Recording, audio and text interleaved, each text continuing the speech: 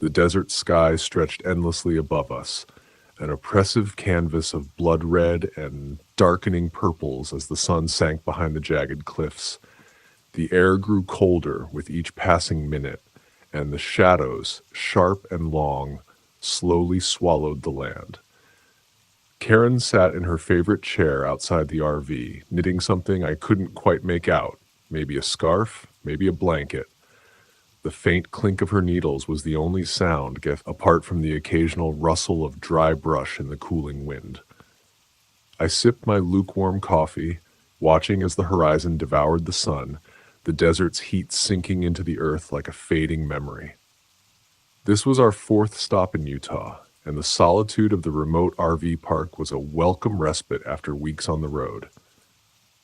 But something about it, the silence, the isolation, felt wrong.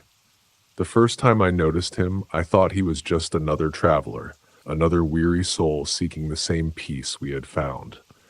His folding chair was stationed about 20 yards from our campsite, just outside the reach of the firelight. He sat unnervingly still, his back straight, hands resting casually on his knees. The flames flickered, casting strange shadows, but they never quite touched his face. All I could make out was the glint of teeth, a wide, too wide smile, frozen in place as if he were savoring a private joke. "Did you invite someone over?" I asked Karen, my voice a low murmur. She didn't look up from her knitting. "Nope. Why?" I nodded toward the figure. "Look." Karen followed my gaze. Her knitting needles stopped mid-click, a brief tension filling the air. "Strange," she murmured. "Think he's lost?" I stood up, unsure of what to make of the situation. His stillness was unsettling, like he wasn't quite real, like he was waiting. I raised a hand in greeting. "Hello there," I called. "Can we help you?" The man didn't respond. He didn't even move. His smile remained fixed, wide, like a grotesque mask that hadn't heard a joke in years. His head tilted slightly to one side, studying us, his eyes glimmering unnervingly in the dim light.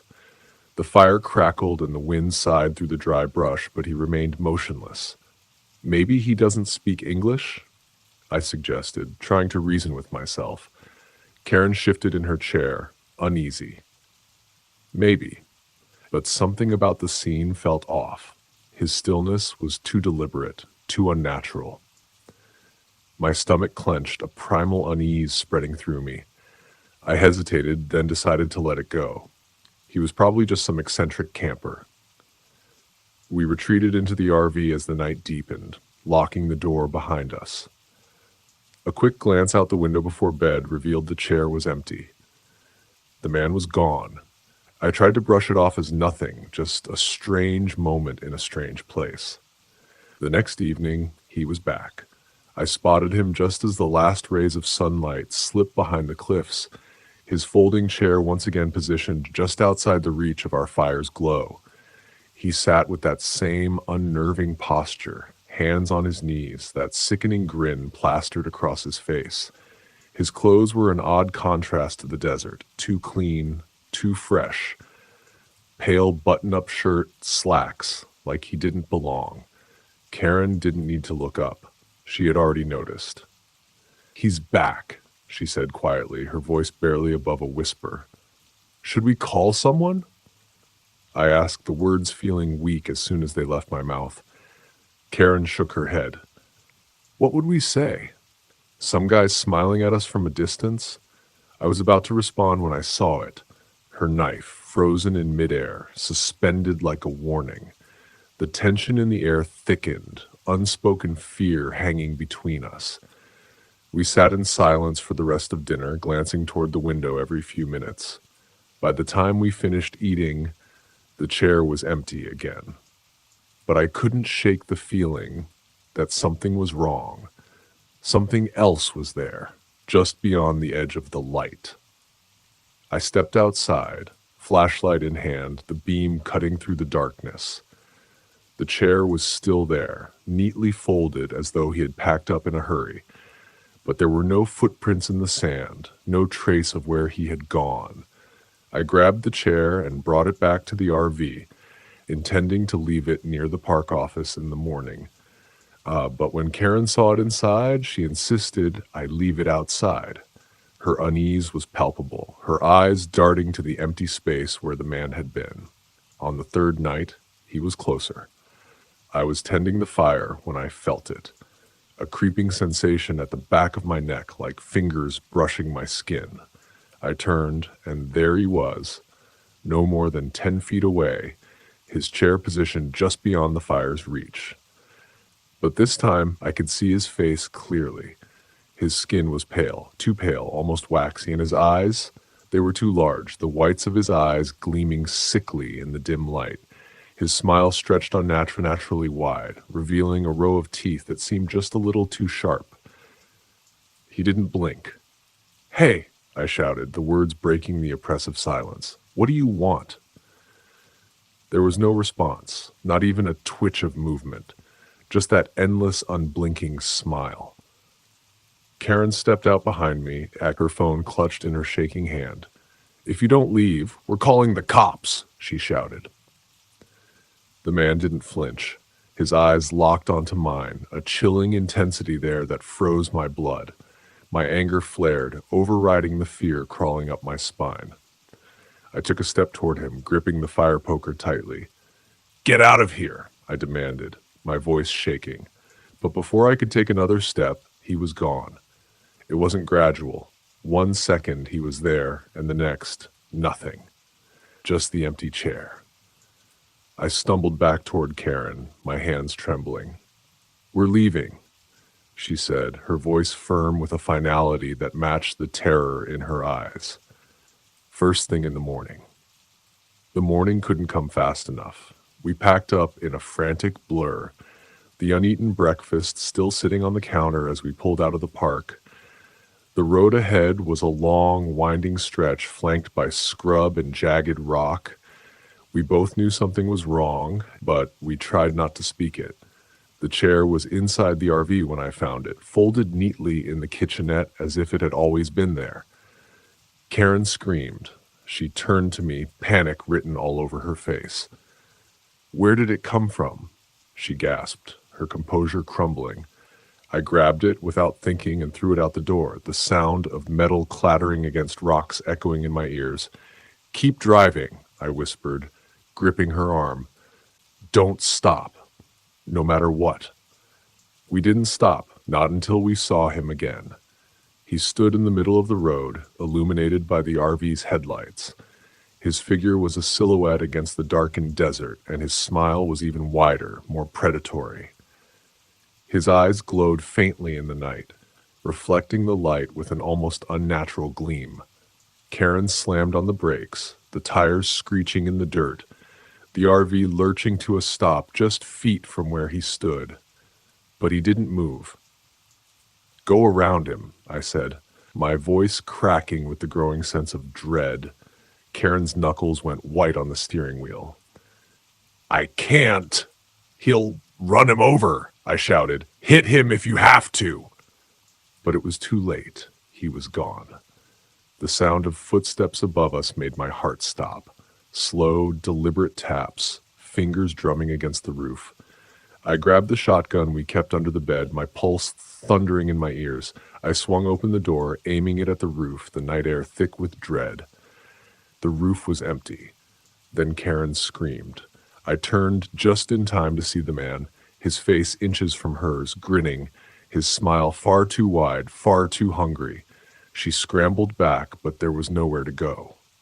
I fired. The blast shattered the stillness, ringing in my ears, but when I looked again, he was gone. Karen was sobbing uncontrollably, her face buried in her hands.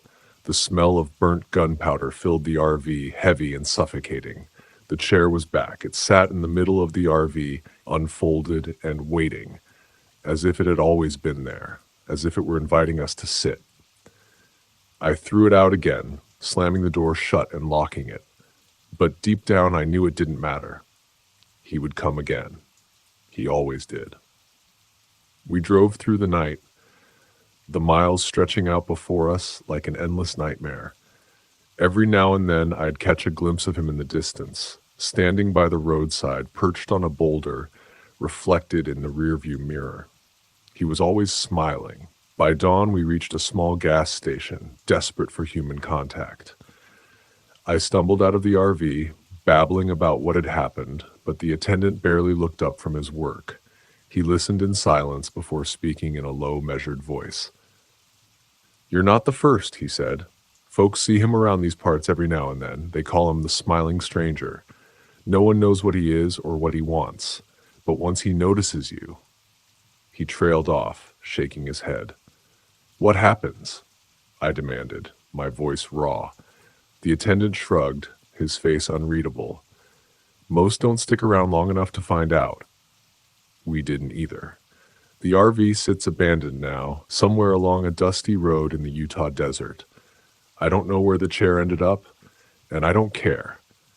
We traded the open road for the safety of a cramped apartment, the windows locked and the curtains drawn tight.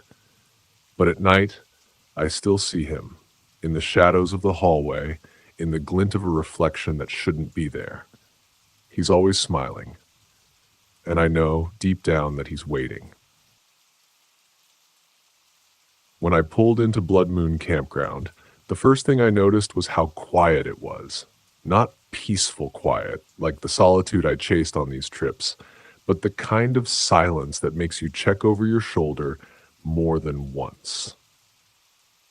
The lake at the center of the clearing glistened under the fading light, perfectly still, like a polished mirror. The campground itself was nearly empty, just one other tent pitched a few sites away. I parked the RV near the lake, killing the engine. Stepping outside, I took a deep breath of the cool evening air, but the stillness lingered heavy and unnatural. I chalked it up to nerves. After all, I'd picked this place for the view of the blood moon tonight. They said it would be the most vivid in decades. As I set up my chair by the water, I noticed someone approaching. A woman in her late 20s or so, wearing hiking boots and carrying a thermos. She waved. "Hey," she called out. "Hope I'm not interrupting." "Not at all," I said. "Tom," she said. "Abby," she replied, sitting on a nearby rock. "You here for the blood moon too?" "Yeah, supposed to be incredible." "You camping alone?" She nodded. "I've been on the road for weeks. Thought I'd stop here for the night, though honestly this place feels a little off." I raised an eyebrow. "Off?" Abby glanced toward the tree line. "Too quiet, isn't it? No birds, no bugs, just nothing." I hadn't noticed until she pointed it out. The realization made my skin prickle, but I shrugged it off. "It's the wilderness. Maybe nature's taken a nap." She didn't laugh. Just sipped her drink and stared out over the lake. The moon rose as night settled in, a brilliant crimson disk hanging low in the sky. I'd seen photos of lunar eclipses before, but this was something else. The moon glowed with an intensity that seemed to stain the entire campground red, its reflection shimmering on the still water. Abby had gone back to her tent, and I was alone again. I leaned back in my chair, letting the eerie beauty of the scene wash over me. That's when I noticed it. Strange carvings in the trees around the lake. They looked like crude runes etched deep into the bark. How had I missed them earlier? As I stood to take a closer look, the first whisper reached me. It was faint, barely audible, like the rustling of leaves, but there was no wind, and the sound wasn't coming from the trees, it was coming from the lake. I froze, scanning the water.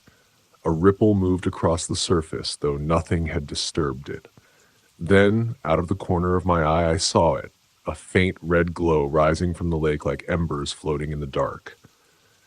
The glow grew brighter, coalescing into a figure, a ghostly silhouette with burning red eyes. I stumbled back, my pulse hammering in my ears. The figure hovered above the water, its gaze fixed on me. Then it smiled, its mouth twisting into a cruel mockery of a human expression. "Tom," it whispered. My name, barely more than a breath. I turned and ran. I burst into the RV, slamming the door behind me. My hands shook as I locked it, though I doubted a deadbolt would stop whatever that was. I grabbed a flashlight and my hunting knife, trying to steady my breathing. A knock on the door made me jump. "Tom, it's Abby," called a voice from outside. "What's going on?" I hesitated, then cracked the door open. Abby stood there, her face pale in the moonlight. "Did you see it?" I asked, my voice hoarse. "See what?" she asked, glancing over her shoulder. I heard whispers and thought. Before she could finish, the whispers returned, louder this time, circling us. Abby's eyes widened as she turned toward the lake.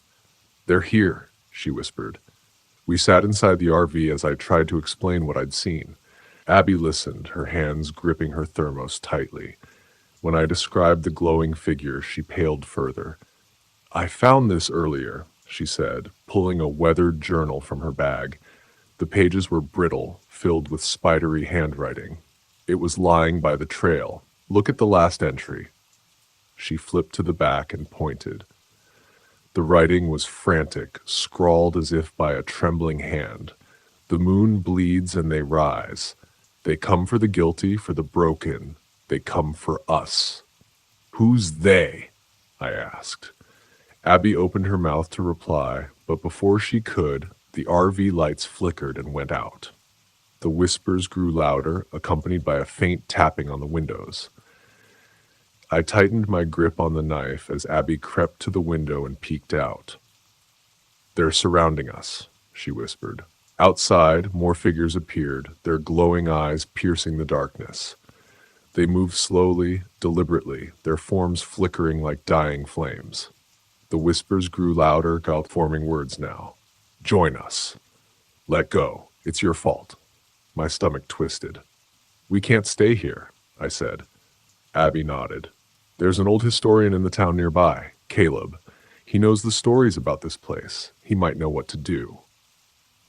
We waited for the figures to drift farther from the RV before making a run for it. The trek to Caleb's cabin was tense, the forest bathed in an unnatural red light. The whispers followed us, and every so often, I'd catch a glimpse of glowing eyes in the distance.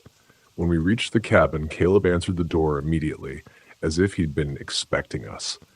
He was an older man, his face lined with age and worry, but his eyes were sharp. "You brought them here," he said in a low voice. "They were already here," Abby shot back. "We need to know what's happening." Caleb led us inside and began to explain. The campground, he said, was the site of blood sacrifices centuries ago. The rituals had left a stain on the land, binding the spirits of the sacrifice to the blood moon. "They feed on guilt," Caleb said, his gaze piercing mine. "They'll use your past against you if you let them. They'll take you." Caleb told us there was only one way to stop the specters. The protective runes carved into the trees had to be restored. They were meant to trap the specters in the lake, but over time the symbols had faded, leaving the campground vulnerable. "You have until the moon sets," he said. "If they're not bound by then, they'll take you and anyone else they can find."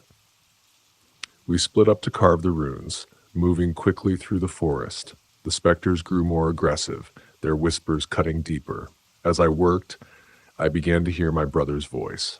"Tom, you left me. You let me drown." I froze, my chest tightening. It wasn't real. It couldn't be real. But then I saw him, standing in the distance, his face pale and accusing. "Why didn't you save me?" he whispered. I dropped the knife, my breath coming in short gasps. The guilt I'd carried for years crashed over me, threatening to drown me. "Tom?" Abby's voice snapped me out of it. She grabbed my arm, pulling me away from the illusion. "It's not real. Keep going." We reached the final tree just as the first rays of dawn began to creep over the horizon. I carved the last rune into the bark, the knife slipping in my trembling hand. As the symbol took shape, the whispers turned into screams. The specters gathered around the lake, their forms flickering violently. They let out one final piercing wail before vanishing into the water, leaving only silence behind. As the sun rose, the forest came alive again. Birds chirped, and the air felt lighter, as if a great weight had been lifted. Caleb was gone, leaving only his carved walking stick by the cabin door. Abby and I returned to the campground consisting of goes shaken but alive. The lake was still again, its surface reflecting the morning sky. "Do you think it's over?" Abby asked. "For now," I said, staring into the water. But deep down, I knew the blood moon would rise again.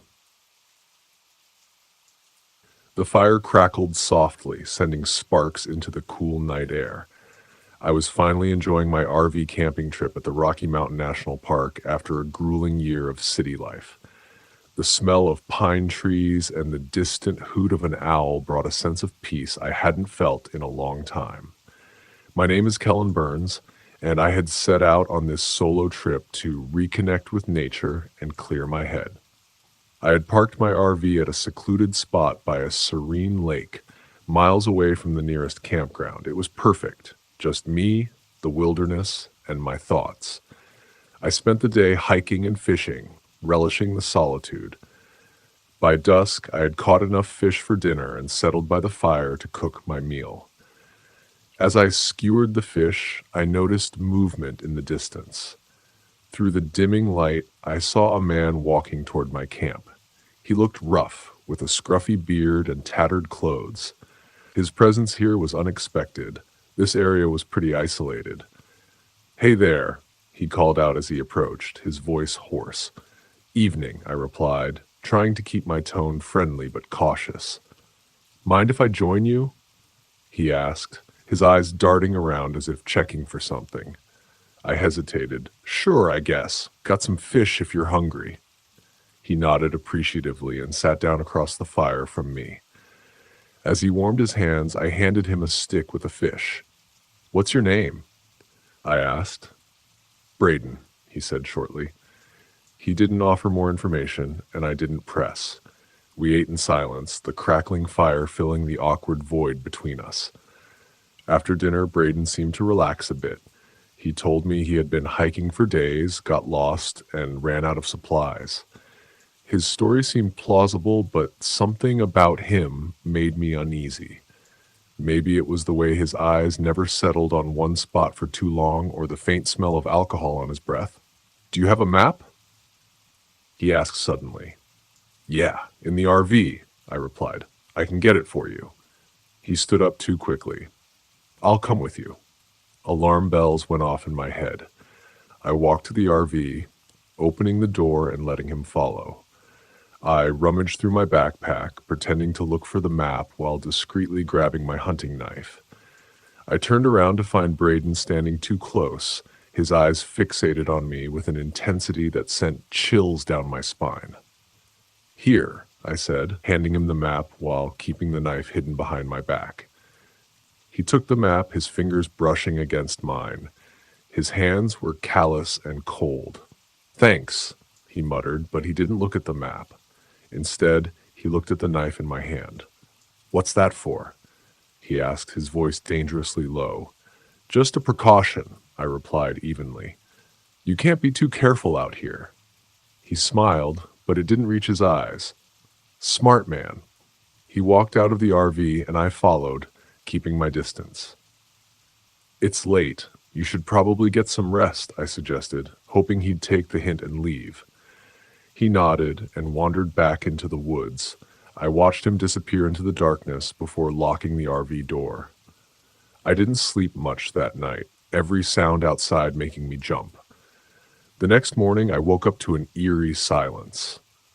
The birds weren't singing, and the forest felt unnaturally still. I decided to pack up and leave. As I was about to start the RV, I noticed something off. My tires were slashed. Panic surged through me.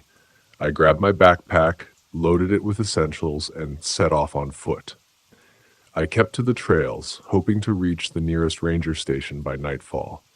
After a couple of hours, I heard footsteps behind me. I turned around and saw Braden, his face twisted in a sinister grin. "You're not going anywhere," he said, pulling out a rusty knife. Fear coursed through my veins, but I tried to stay calm. What do you want? He chuckled darkly. You shouldn't have let me join you last night. Now it's too late. He lunged at me, and I barely managed to dodge. We grappled, rolling on the ground. He was stronger than he looked, and the knife slashed my arm. Pain seared through me, but adrenaline kept me fighting. I managed to kick him off and scrambled to my feet. I ran, my heart pounding, but he was fast. I could hear him closing in on me. Desperation gave me strength, and I pushed myself harder. Suddenly, I tripped over a root and fell hard, the wind knocked out of me. Braden was on me in seconds, his knife raised. In a last-ditch effort, I grabbed a rock and smashed it against his head. He staggered, blood pouring from the wound, but he didn't stop. I hit him again, harder this time, and he collapsed. I didn't wait to see if he was dead or just unconscious. I kept running until I saw the ranger station in the distance. I burst through the door, gasping for breath, blood dripping from my arm. The ranger, a burly man named Clint, jumped up.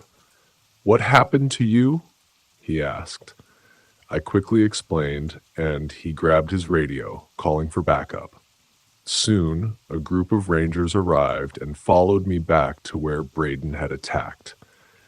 He was gone, but the blood on the ground was evidence enough.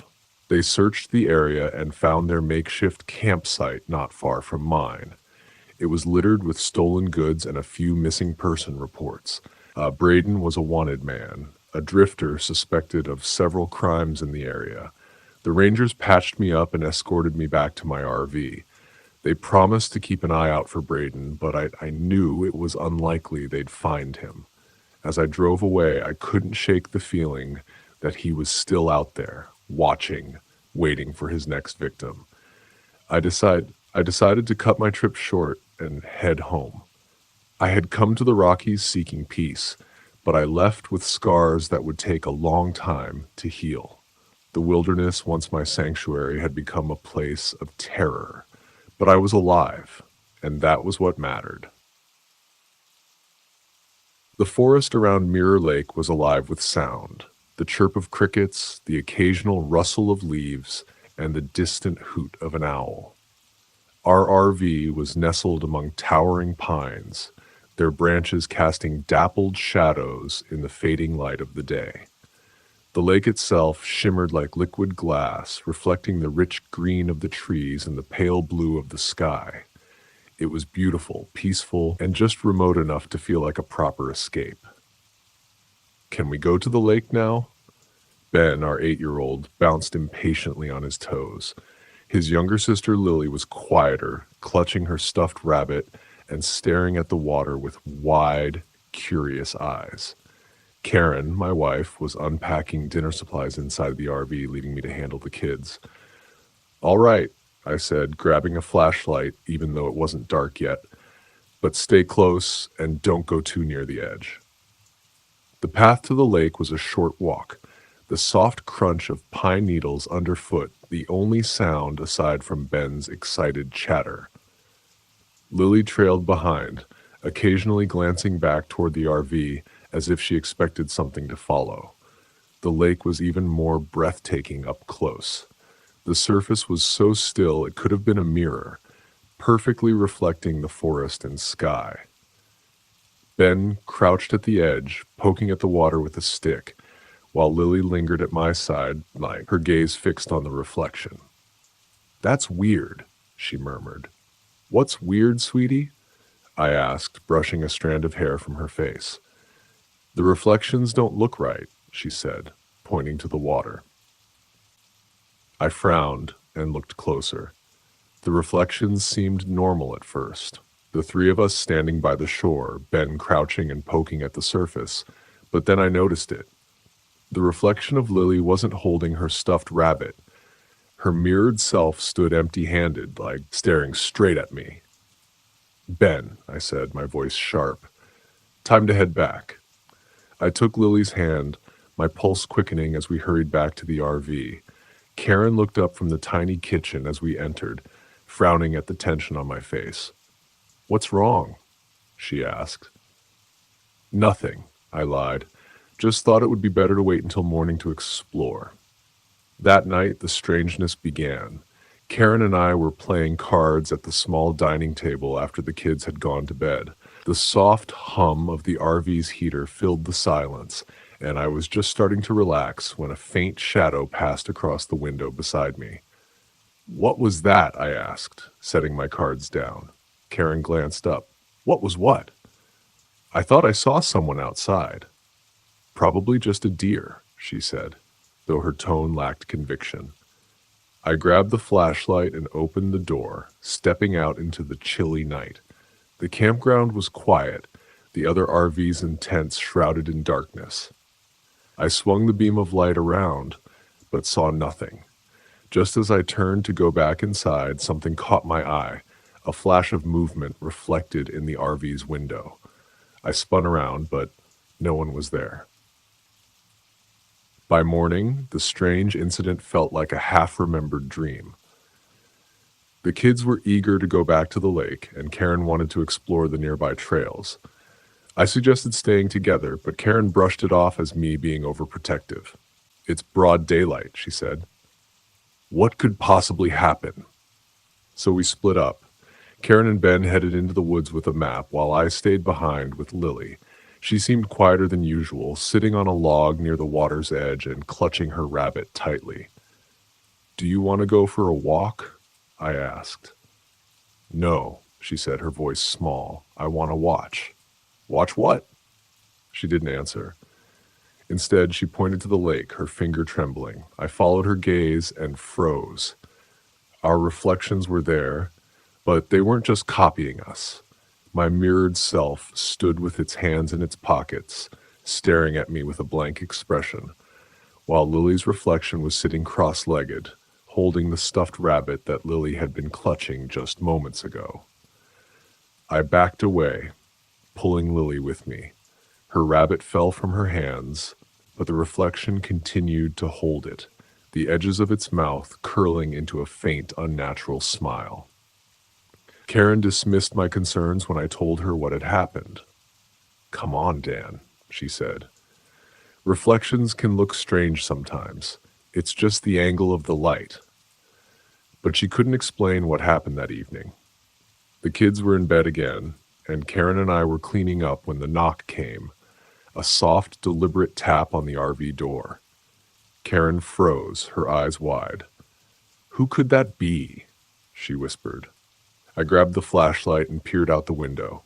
No one was there. The knocking came again, louder this time. I swung the door open, the flashlight beam cutting through the darkness. The lake was visible in the distance, shimmering faintly under the moonlight, but the campground was empty. Then I saw the reflection in the RV's side window. I saw myself standing outside, holding the door open, but the expression on my face was wrong. It was too calm, too still, and the smile that crept across it was not my own. I slammed the door shut and locked it, backing away. Things escalated quickly after that. The reflections began appearing more often, always just on the edge of our vision. They moved when we didn't, their actions growing increasingly independent. I saw my own reflection standing outside the RV one night, staring in through the window with unblinking eyes. Karen's reflection watched us from the lake, her expression twisted into a look of cold disdain. The kids' reflections lingered near the shore, their faces blank and unreadable. It wasn't until the final night that the reflections began to act. We were woken by Lily's scream. I stumbled out of bed, my heart pounding, and found her standing in the middle of the RV, tears streaming down her face. "She's outside," Lily sobbed, pointing toward the window. "She's trying to get in." I pulled back the curtain and saw her reflection standing by the lake, holding the stuffed rabbit. It waved at me. "We're leaving," I said, my voice shaking. Now Karen didn't argue. We threw what we could into bags, grabbed the kids, and piled into the RV. The drive out of the campground was tense, every shadow along the road making my pulse race. The lake disappeared behind us, and for the first time in days I began to breathe easier. But then Ben spoke. "Where's Lily?" he asked. "What do you mean?" Karen said, glancing back. "She's right." The words died in her throat. The seat beside Ben was empty. I slammed on the brakes, my hands trembling as I turned around.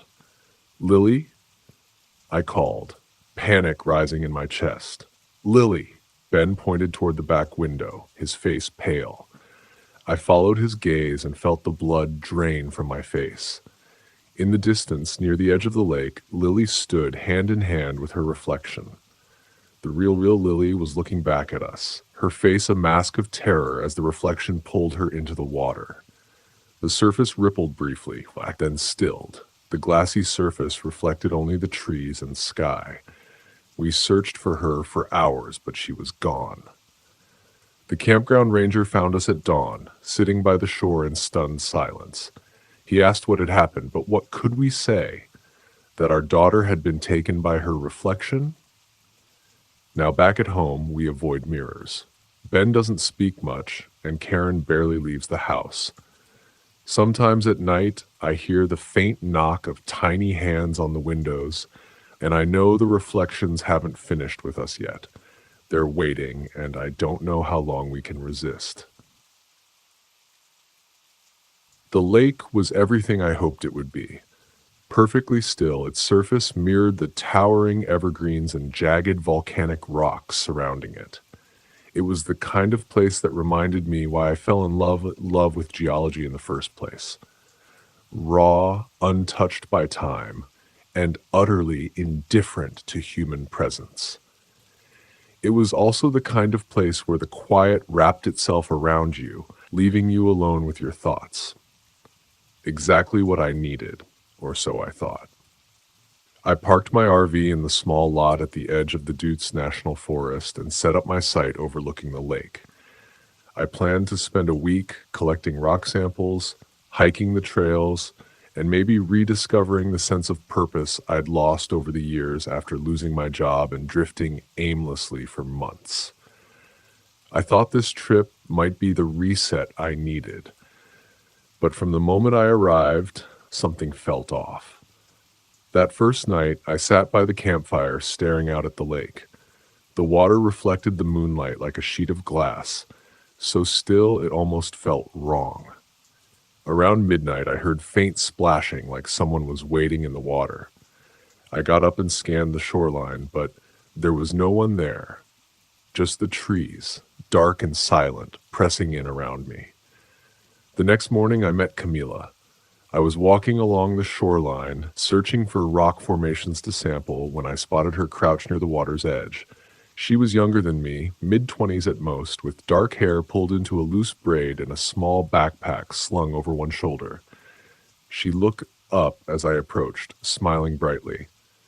"You're not a ghost, are you?" she asked. "Not the last time I checked," I replied, raising an eyebrow. "Why?" She stood, dusting her hands off. "This lake has a reputation. People disappear here." "Disappear?" I echoed, trying not to sound skeptical. "Yep," she said, tapping her phone screen to show me a series of photos. They were grainy, zoomed-in shots of people standing near the lake, each of them with faint glowing marks on their skin. Everyone who's disappeared had one of these. "Looks like camera glare," I said, brushing it off. "You think this is real?" she shrugged. "That's what I'm here to find out. I'm Camila, by the way." "Neil," I said. "I'm just here for the geology." "Well, Neil," she said, giving me a conspiratorial grin, "let me know if you notice anything unusual." That evening I did.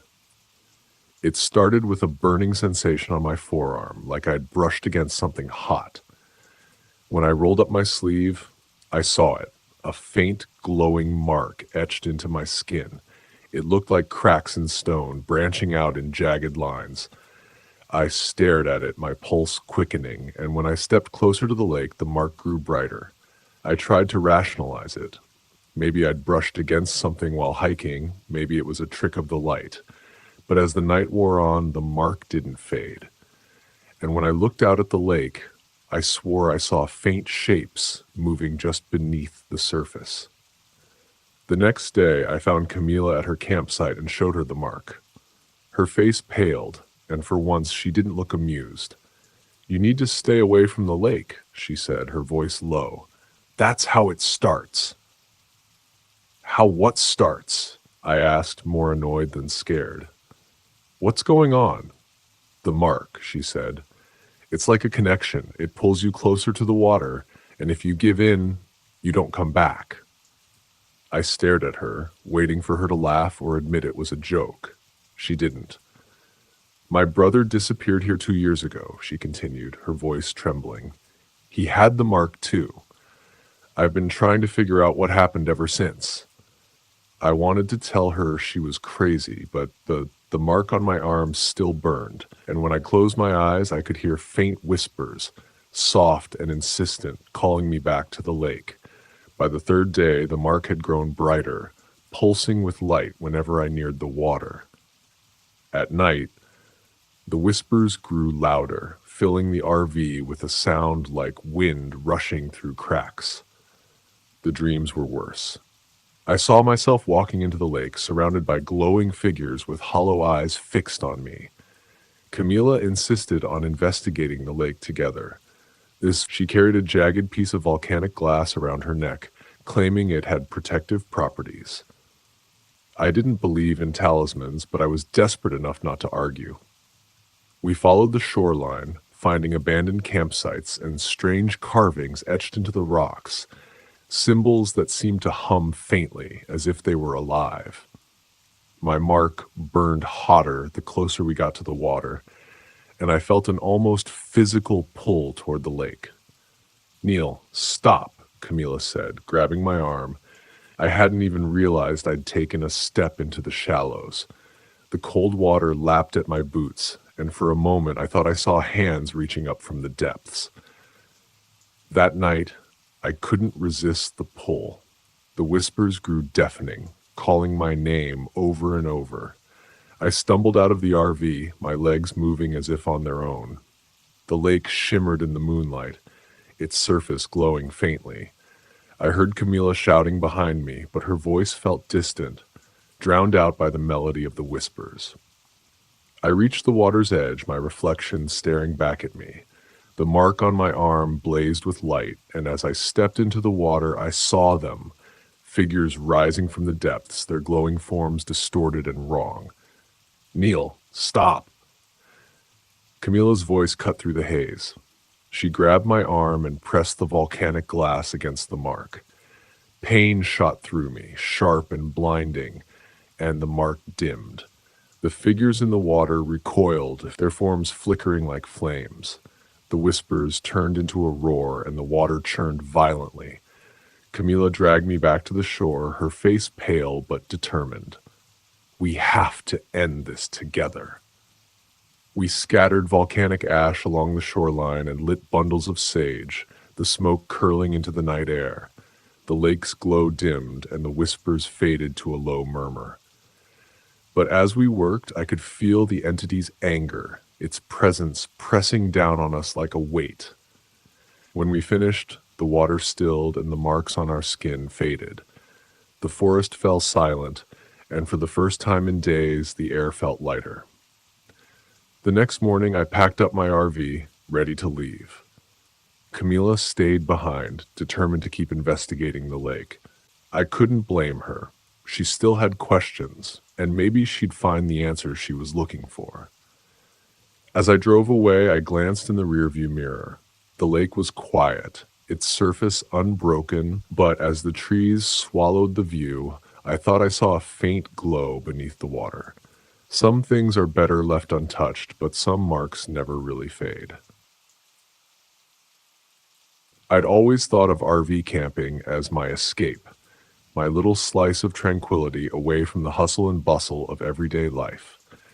My name is Warren Slater, and for the past few years I've found solace in the dense forests of Maine, where I could park my RV and let the world disappear for a while. It was an escape. a place where the trees whispered ancient secrets and the wind carried the songs of solitude. Last spring, I decided to take my RV to a remote spot near Moosehead Lake. The area was perfect, secluded, surrounded by dense woods, and with a pristine lake just a short hike away. The isolation was exactly what I needed after a stressful few months at work. The drive took about 6 hours, but the moment I arrived and set up camp, I knew it was worth it. The first day was uneventful. I spent my time setting up my fishing gear and hiking along the shore. The sun dipped below the horizon, casting long shadows that danced with the flicker of my campfire. It was around that time I noticed the old cabin about a quarter mile from my site. It looked abandoned, windows broken and roof sagging under the weight of neglect. Curiosity got the better of me, and I decided to take a closer look the following day. The next morning, after a hearty breakfast of eggs and bacon cooked over the fire, I made my way to the cabin. The door creaked loudly as I pushed it open, the sound echoing through the empty structure. Inside, dust covered every surface and cobwebs hung like tattered curtains. The place smelled of damp wood and decay. There were signs that someone had lived there a long time ago. An old stove sat in the corner, and a rusted bed frame lay against the far wall. I found a few personal items, a photograph of a family, a child's toy, and a journal. The journal's pages were brittle, but I could make out some of the writing. Most entries were mundane, detailing daily life, but the last few pages were frantic, the handwriting erratic. They spoke of someone or something watching the family, coming closer each night. A chill ran down my spine as I closed the journal and decided it was time to leave. As I stepped outside, the air seemed heavier, the forest quieter. The sensation of being watched clung to me as I made my way back to the RV. Shaking off the unease, I spent the rest of the day fishing, trying to push the eerie discovery from my mind. That night, as I lay in my RV, I heard it. At first, it was faint, almost imperceptible, the sound of branches snapping and leaves rustling. It grew louder, closer. My heart pounded in my chest as I strained to listen. Then, silence. I told myself it was just an animal, maybe a deer or a raccoon, and forced myself to sleep. The next morning, I found footprints around my RV. They were human, but larger than any I'd seen before, and the depth suggested someone heavy. I tried to rationalize it, maybe a local hunter or a hiker passing through, but deep down, I knew something was wrong. Determined not to let fear ruin my trip, I decided to spend the day hiking a new trail. I needed to clear my mind and find some sense of normalcy. The trail was beautiful, winding through dense forest and offering breathtaking views of the lake. I was miles away from my campsite when I found the first body. It was a young man, his clothes torn and stained with blood, his eyes wide open, frozen in terror. There were deep gashes across his chest and neck as if he'd been mauled by an animal. Panic surged through me, but I forced myself to stay calm. I had to find help. I ran back to my RV as fast as I could, my mind racing with questions. Who was he? What had happened to him? And most importantly, was whatever did this still out there? Back at the campsite, I fumbled with my phone, trying to get a signal. Nothing. The isolation that had once been so comforting now felt like a death sentence. I decided to head to the nearest town, hoping to find a phone or someone who could help. As I started the RV and drove down the narrow, winding road, I couldn't shake the feeling of being watched. About an hour into the drive, I saw him, a man standing in the middle of the road, covered in blood, his eyes wild and unblinking. I slammed on the brakes, skidding to a stop just feet from him.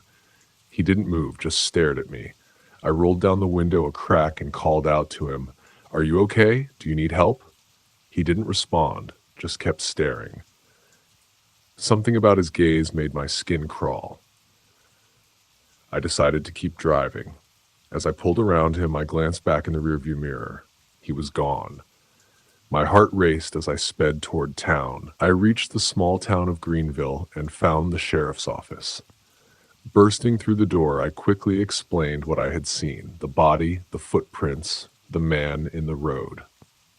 Sheriff Hale, a grizzled veteran of the force, listened intently. "All right, Mr. Slater, we'll check it out," he said, grabbing his hat and motioning for two deputies to follow. "You'd better come with us." We drove back to the campsite, the sheriff's SUV leading the way. When we arrived, the sun was setting, casting long shadows over the forest. The sheriff and his deputies examined the footprints, their expressions growing more serious. "These are fresh," one of the deputies said, "and they lead into the woods." The sheriff nodded. "Mr. Slater, stay here. We'll check out the trail." I watched as they followed the footprints into the trees, their flashlights bobbing in the darkness. Minutes felt like hours as I waited, the silence of the forest pressing in on me. Finally, they returned, their faces grim. "We found blood," the sheriff said, "and signs of a struggle, but no body." My stomach dropped. "What do we do now?" "We need to get you to safety," Sheriff Hale said. "We'll head back to town and organize a search party. This isn't something we can handle alone." As we drove back to Greenville, I couldn't shake the feeling of dread. Whatever was out there, it was dangerous, and it knew I was here. Back in town, the sheriff organized a search party, and by morning, a group of armed locals had gathered, ready to head into the forest. I joined them, determined to find answers. As we trekked through the woods, the tension was palpable. Every snap of a twig, every rustle of leaves set my nerves on edge. We reached the spot where I'd found the body, but there was no sign of it now, just a pool of dried blood and the tracks of something large dragging it away. We followed the trail deeper into the forest, the trees closing in around us. The air grew colder and the sky darkened as clouds gathered overhead. After what felt like hours, we found it. A cave hidden behind a thicket of bushes. The tracks led inside. "Stay here," the sheriff ordered. "We'll check it out." Ignoring his instructions, I followed them into the cave. The air was damp and musty, and the light from our flashlights barely penetrated the darkness. We moved slowly, the sound of our footsteps echoing off the walls. Then we saw them. Bodies, mutilated and torn, scattered across the cave floor. The young man I'd found earlier was among them. My stomach churned, and I fought the urge to vomit. "We need to get out of here," one of the deputies whispered. "This place isn't safe." Just as we turned to leave, we heard it. A low, guttural sound that sent chills down my spine. A figure emerged from the shadows, its eyes glinting in the darkness.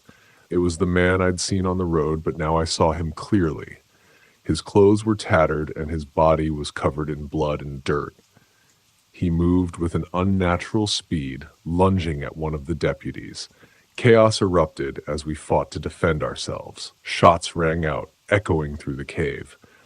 The man moved like a wild animal, attacking with a ferocity that seemed impossible. One by one, the deputies fell, their screams echoing in the darkness. I managed to grab a rock and smashed it against the man's head, buying myself a moment to escape. I ran through the forest, branches tearing at my clothes, adrenaline propelling me forward. I didn't stop until I reached the sheriff's SUV, panting and covered in sweat. Back in town, I told the sheriff what had happened.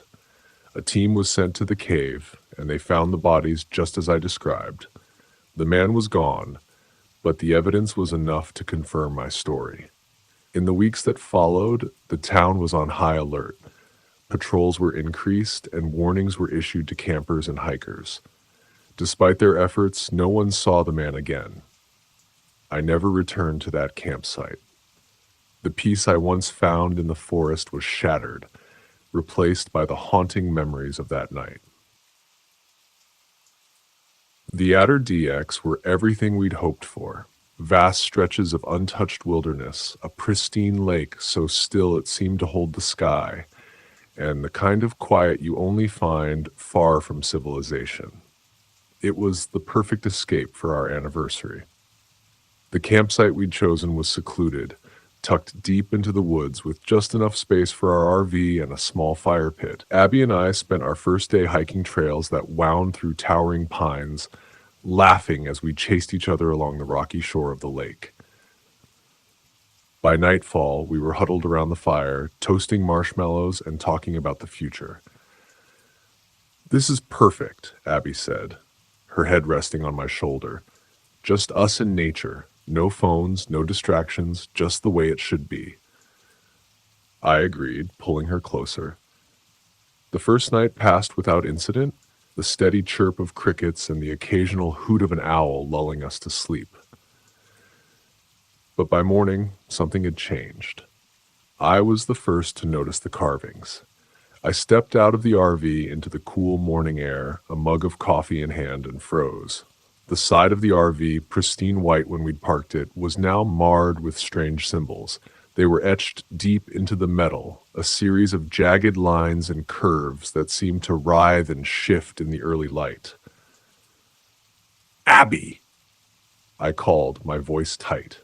She appeared in the doorway, her hair still mussed from sleep. "What's wrong?" I pointed to the marks and her eyes widened. "What the hell is that?" No idea.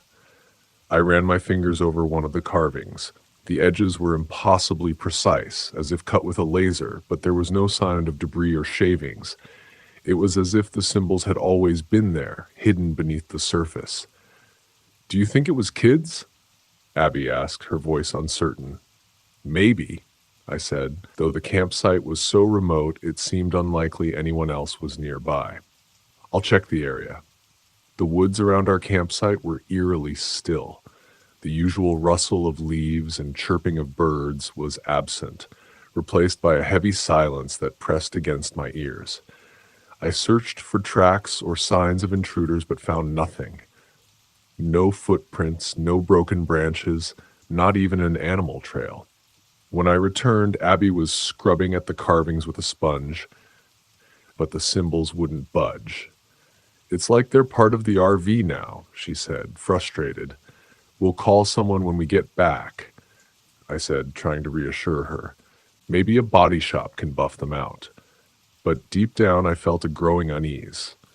The carvings multiplied over the next few days. Every morning, new symbols appeared, snaking across the RV in intricate patterns. They covered the doors, the windows, even the tires. Abby and I tried everything, scraping, washing, even painting over them, but nothing worked. The marks reappeared within hours, sharper and more menacing each time. It wasn't just the carvings either. The forest seemed to turn against us. Animals that had once been curious now avoided our campsite entirely. A deer and her fawn we'd seen on our first day stayed on the far side of the lake, their movements jittery and anxious. Even the squirrels and birds kept their distance, their absence leaving the woods eerily quiet. By the third night, Abby was on edge. "We should leave," she said, her voice trembling. "Something's not right." "We'll leave tomorrow," I promised. "First thing." That night, I woke to the sound of scratching. It was faint at first, like the whisper of branches against the RV's metal shell. But as I lay there holding my breath, it grew louder, more deliberate. It was coming from the roof. I shook Abby awake, and we both listened in silence as the sound moved slow and purposeful from one side of the RV to the other. "What is that?" Abby whispered. I grabbed the flashlight from the bedside table and crept to the door. My hand hesitated on the latch, my heart hammering in my chest. I swung the door open and shone the light into the darkness. Nothing. The scratching stopped and the forest was still again. But when I turned back to the RV, I saw it, a fresh set of symbols carved into the roof, dripping with a dark, tar-like substance. The carvings began to appear on us. It started with Abby. She came out of the shower one morning, her face pale, and pulled up her sleeve to reveal a symbol etched into her forearm. The lines were faint but unmistakable, as if they'd been burned into her skin. "It doesn't hurt," she said, her voice trembling, "but I can feel it, like it's under my skin." I checked myself in the mirror and found the same mark on the back of my neck. The sight of it made my stomach churn. "We're leaving," I said, my voice firm. We packed in record time, throwing our belongings into bags without bothering to fold or organize. As we started the RV's engine, the carvings seemed to pulse, their lines glowing faintly in the dim light. The forest itself seemed to resist our escape. The narrow dirt road that had brought us to the campsite now felt endless, the trees closing in on either side. Shadows flitted between the pines just beyond the reach of the headlights. I pressed the gas pedal harder, my hands gripping the wheel tightly. Then the engine stalled. We sat in the dark, the RV dead and silent. I tried the ignition again and again, but it was no use. "What do we do now?" Abby asked, her voice breaking. Before I could answer, the scratching returned, this time from all sides. The sound was deafening, a chorus of claws and whispers that surrounded us. The RV rocked slightly as if something heavy was circling it. Then came the voice. It was low and guttural, speaking a language I couldn't understand. The words seemed to vibrate in my chest, filling me with a primal dread. Abby clung to me, her nails digging into my arm. Through the windshield I saw a movement. A figure emerged from the shadows, a tall, emaciated form with skin like bark and eyes that glowed like embers. It moved with unnatural grace, its limbs too long, its head cocked at an unnatural angle. Symbols like the ones on the RV were etched into its body, glowing faintly. "It's marking us for something," Abby whispered. The figure raised one clawed hand, and the symbols on the RV flared to life, their glow casting the interior in a sickly green light.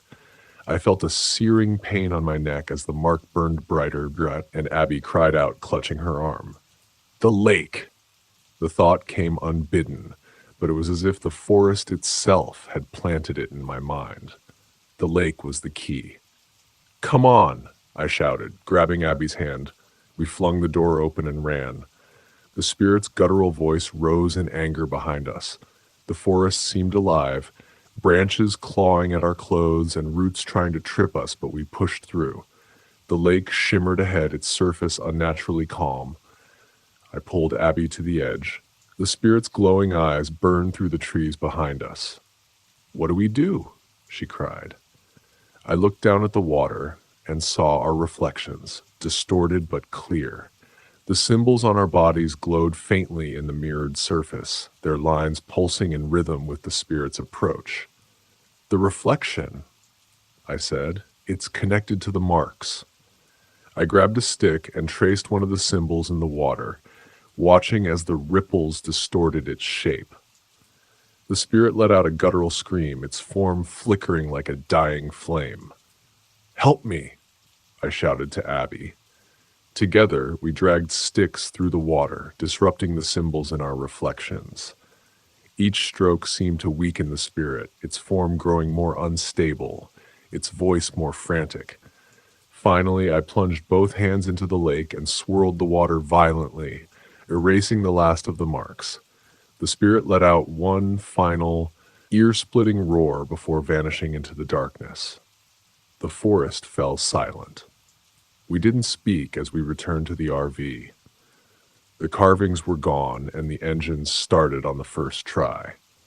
We drove through the night, not daring to stop until we were miles away. But as the first rays of dawn broke over the horizon, I caught a glimpse of something in the side mirror, the faint outline of a symbol etched into the rear of the RV, pulsing softly in the morning light. The marks weren't gone. Not entirely. The sky was an impossible shade of blue as I set up camp at the foot of Mount Rainier. I'd been planning this trip for months, a much-needed escape from the pressures of city life. My RV, an old but reliable 4350, had seen better days, but still held strong. I parked it in a clearing surrounded by towering pines, their needles whispering in the breeze. My name's Drew, and I'm not much of a survivalist, but I can handle myself in the wild. I'd grown up in the rural parts of Washington state, and those childhood adventures had taught me a thing or two about living off the land. This trip was supposed to be a retreat, a chance to clear my head and reset. After setting up camp, I took a moment to soak in the serenity. The air was crisp and clean, the kind of air you only get high up in the mountains. I planned to do some fishing in the nearby creek, maybe hike a few trails. It was just me and nature, with no distractions. As the sun began to dip below the horizon, casting long shadows across the forest floor, I started a small fire. The crackling flames were comforting, a reminder of simpler times. I roasted a couple of hot dogs and watched the stars begin to peek out, one by one, against the darkening sky. There's a certain kind of peace you only find in the wilderness, a peace that's hard to come by in the hustle and bustle of city life. Night fell, and with it came an almost eerie silence, the kind where every little rustle and crack seemed amplified. I wasn't scared, though. The forest was my ally, a place I felt at home. I secured the RV, locked the doors, and settled in for the night, letting the gentle sounds of the forest lull me to sleep. I woke up to the sound of something heavy being dragged outside. Disoriented, I glanced at my watch. It was just past midnight. My heart began to race as I listened, straining to identify the noise. It was deliberate, not the random rustling of an animal. Grabbing my flashlight, I peered out the window but saw nothing. The beam of light cut through the darkness, illuminating the dense undergrowth, but revealing no source of the noise. I debated whether to investigate or wait it out, ultimately deciding on the former. I wasn't armed, something I regretted at that moment, but I grabbed a sturdy camping knife and a heavy flashlight as a makeshift weapon. Stepping out of the RV, the cold night air hit me, sharp and invigorating. I followed the sound, moving cautiously, every sense heightened. The dragging noise grew louder as I neared a small clearing. My flashlight beam landed on a dark shape on the ground, a body, half buried under leaves and debris. My breath caught in my throat. The body was that of a man, his face obscured by dirt and blood. Panic surged through me, and I stumbled back, my mind racing. Who was he? What had happened to him? More importantly, was whoever did this still nearby? I heard a twig snap behind me. Spinning around, my flashlight caught a fleeting glimpse of movement. Something, darting behind a tree. My pulse thundered in my ears as I slowly backed away, trying to keep my flashlight steady. I didn't want to stick around to find out who or what was out there. I made my way back to the RV, heart pounding. Once inside, I locked the doors and barricaded them with whatever I could find. I debated driving away, but decided against it. The terrain was rough, and navigating it in the dark could be just as dangerous as staying put. Instead, I waited. Minutes felt like hours as I sat in the dark, every small sound sending my imagination into overdrive. I replayed the scene over and over in my mind, trying to make sense of it. The man's body, the shadow in the trees. None of it added up. The first light of dawn filtered through the trees, and I decided it was safe enough to leave. I packed up as quickly as possible, my eyes darting around, expecting someone or something to leap out at me. I couldn't shake the feeling that I was being watched. Driving down the mountain, I kept glancing in the rearview mirror, half expecting to see a dark figure pursuing me. I made it to the nearest ranger station, my hands trembling as I reported what I had seen. They took me seriously, especially when I described the body. Rangers and local law enforcement combed the area, and I led them back to the clearing. The body was gone, but signs of a struggle were evident. Broken branches, disturbed earth. They found blood, but no other clues. For days, the incident haunted me. I couldn't stop thinking about that body and the shadow in the trees. I wondered if I had stumbled upon something I wasn't supposed to see. The local authorities launched an investigation, but as far as I knew, they never found the man or identified what had happened. I returned to the city, my retreat cut short by a nightmare I couldn't explain. Friends asked about my trip, and I gave them a sanitized version, leaving out the gruesome details. Who would believe me anyway? Years later, the memory still lingers. A dark cloud over what was supposed to be a peaceful escape. I never went back to Mount Rainier, and I've avoided camping trips since. There's a lot about that night I'll never understand, but one thing is clear. Some places are best left undisturbed. As I sit here, miles away from that forest, the events of that night still play on my mind. It's like a puzzle I can't solve, a chapter that will forever remain unfinished. I've moved on, but every now and then I catch myself looking over my shoulder, wondering if the shadows hold more than just darkness. The wind was my only audience, and the dunes stretched out like waves frozen in time. I came here for inspiration, for a spark. For months, I'd been chasing silence in all the wrong places, hoping it would let the music come back, but silence never came. Instead, there was a void gnawing at me, like a predator waiting to pounce. The great sand dunes seemed like the perfect escape. Vast, desolate, untouched. And the idea of the singing sands, that was the hook. I told myself the sound would help. Maybe the hum of the dunes could shake loose whatever was stuck inside me. Maybe I could write again. That's how I ended up in an overheated RV at the edge of a sea of sand, the mountains towering behind me like guardians that didn't care. The first night, the hum began. At first, I thought it was the wind, scraping over the dunes. But then it deepened. A low, resonant note that seemed to come from the earth itself. It wasn't random either. It pulsed like the rhythm of a heartbeat. I stepped outside, barefoot in the cool sand, and listened. The sound wrapped around me, almost tangible, filling the air with something I couldn't name. It was beautiful, but there was an edge to it, a dissonance that made my skin crawl. The next morning I met Sammy. He was perched on a rock near the visitor center, a skinny kid in a Too Big Park volunteer vest. He waved as I approached, his smile as bright as the sun glaring off the dunes. "First time here?" he asked, hopping down to meet me. "Yeah," I said, glancing at the ridge behind him. "I heard about the singing sands. Thought I'd check it out." Sammy's grin faded. "You heard the hum last night?" I nodded. "It's something else." His eyes darted toward the dunes, and he lowered his voice. "You didn't follow it, did you?" I frowned. "Follow it? No. Why?" His hands fidgeted with the edge of his vest. "It gets louder if you do. Louder and different." "Different how?" He shrugged, his shoulders rising and falling in a way that felt rehearsed. "It just does. Anyway, stick to the main trails. People get lost out there." "Thanks for the tip," I said, already walking away. Something about the way he avoided my gaze unsettled me. That evening, the hum came back. This time, it wasn't just sound, it was a melody. Faint, just on the edge of hearing, but unmistakable.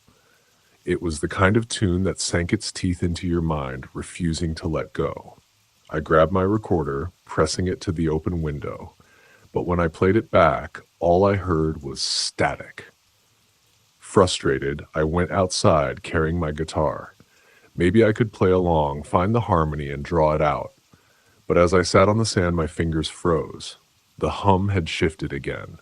It wasn't just random notes. It was familiar. The melody was one of mine, an old song I hadn't played in years. I stood, scanning the horizon. Who's out there?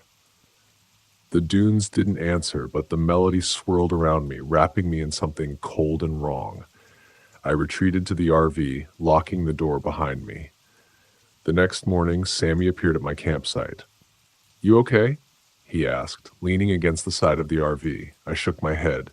"Something weird's going on." He nodded, his expression somber. "The dunes are strange. You should leave." "I can't," I said. "I need to know what's out there." He hesitated, glancing over his shoulder like he was afraid someone might overhear. "The hum, it's not just sound. It's alive. It pulls you in, makes you forget why you came." I studied him, the shadows under his eyes, the way his fingers twitched against the metal siding. "You followed it, haven't you?" Sammy didn't answer. Instead, he said, "If you go out there, you'll find people. Wanderers. Artists. They didn't leave. They can't." That night, I ignored his warning. The hum was louder now, undeniable. It called to me, vibrating in my chest like a second heartbeat. I grabbed my flashlight and recorder and started walking, the cool sand shifting under my boots. The melody grew stronger with each step, leading me away from the familiar paths. The stars blazed above me, bright and cold, but they didn't light my way. The dunes rose and fell, endless and alien, until I wasn't sure which direction I'd come from. But the hum was there, guiding me. I stumbled into a hollow, the sand pressed flat and smooth like the surface of a frozen lake. The hum reached a crescendo, and then it stopped. The silence was deafening. That's when I saw them. Figures, half buried in the dunes, their faces pale and drawn. They moved slowly, aimlessly, like ghosts in a dream. One of them turned toward me, and I gasped. It was my face. I ran. The sand grabbed at my boots, the dunes shifting as if they were alive. The hum returned, louder and more chaotic, drowning out my thoughts. I tripped, falling hard, and when I looked up, she was there. The siren. She wasn't human, not really. Her form flickered, made of sand and wind, shifting with every breath. Her voice was the hum itself, resonant and irresistible. "You've come so far," she said, her voice a melody that wrapped around my mind. "Stay." I shook my head, struggling to my feet. "What are you?" She tilted her head, her face blurring into something almost familiar. "I am the song. I am what you seek." "No," I said, backing away. "I just wanted to hear it." "You've already heard it," she said, stepping closer, "and now it will be yours." Her voice grew sharper, her form stretching toward me. My head ached, the hum splitting into dissonant chords that tore through my mind. I fell to my knees, clutching my ears. "You'll stay," she whispered. "They always stay." Desperate, I reached for my guitar, slung over my back. My fingers fumbled on the strings, strumming a jumbled, discordant tune. The siren recoiled, her form rippling like a mirage.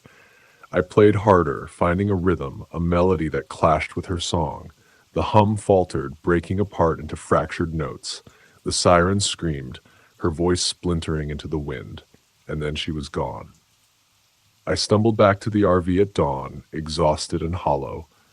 Sammy was waiting, his face pale. "You made it," he said, relief flooding his voice. I nodded, collapsing onto the steps. "She's real." "I know," he said quietly. "I told you." I didn't ask how he knew, didn't want to hear what it cost him. I packed up that morning, leaving the dunes behind. But the hum followed me. Sometimes late at night, I hear it again, faint and distant, pulling at the edges of my mind. And I wonder if I really escaped, or if she's just waiting for me to come back. It was supposed to be a peaceful escape, a break from the relentless chaos of the city. I parked my RV at a secluded campground just outside Boise, Idaho, nestled amidst towering pines and the soothing murmur of a nearby stream. This was meant to be my sanctuary, a chance to reconnect with nature and leave the noise of my life behind. My name is Darius Wolf. Life hasn't been kind to me, but I've fought back every step of the way. Growing up in a rough neighborhood, I learned to fend for myself before most kids even understood the concept of survival. This trip was my reward. a rare moment of solitude to breathe and just be. The air was sharp and crisp, the sky a brilliant canvas of fading daylight as I set up camp. By late afternoon, my chairs were arranged around a fire pit, the grill ready for dinner. Steaks, veggies, and a good bottle of whiskey waited to join the starlit sky above. The world felt right, serene even. That serenity fractured when a car pulled into the site next to mine, its headlights cutting jagged shapes into the shadows. It was a battered old sedan, wheezing to a halt as two men climbed out. They weren't the usual campers, no gear, no light-hearted banter. Instead, they carried an oppressive tension that seemed to bleed into the forest itself. The taller of the two approached me first. His gaunt face was shadowed by a greasy baseball cap, his smile thin and hollow. His companion, shorter and stockier, loomed silently behind him, his hands shoved into his jacket pockets like they were concealing something. "Hey there, neighbor," the tall one called, his voice as friendly as barbed wire. "Evening," I replied, keeping my tone neutral. My instincts were screaming, but I forced them down. "Smells good," he continued, gesturing toward my grill. "Mind if we join you for dinner?" "I only brought enough for myself," I said, carefully choosing my words. "But I've got extra beer if you want." He grinned, his eyes glinting like broken glass. "That'll do." They settled uninvited by my fire, their presence turning the warmth into something oppressive. They called themselves Rye and Tony, drifters looking for work. As we made strained small talk, I couldn't shake the feeling that they were dissecting me with their gazes, measuring my worth against some unspoken calculation. By the time I excused myself, my skin crawled with unease. "Gentlemen, it's been nice, but I'm turning in, early morning tomorrow." Rye's eyes lingered on me a second too long. "We'll be around," he said, his voice low and pointed. Inside my RV, I locked the door, checked the curtains, and double-checked the locks. My stomach churned, the whiskey I sipped doing nothing to steady my nerves.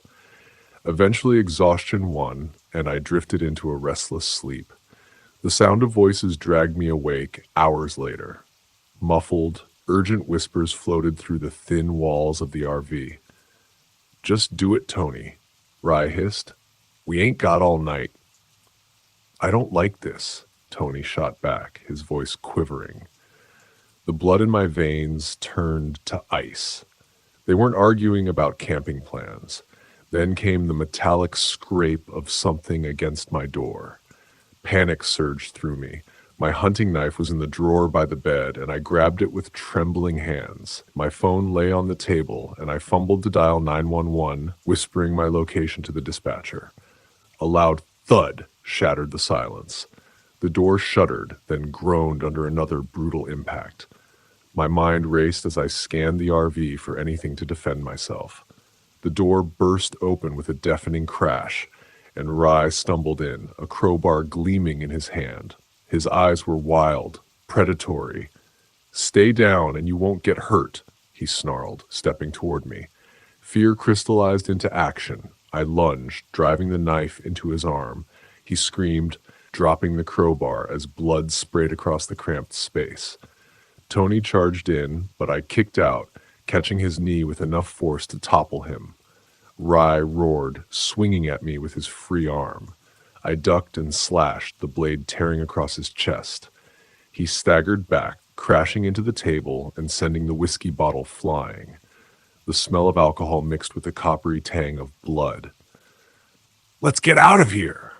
Tony shouted, scrambling to his feet.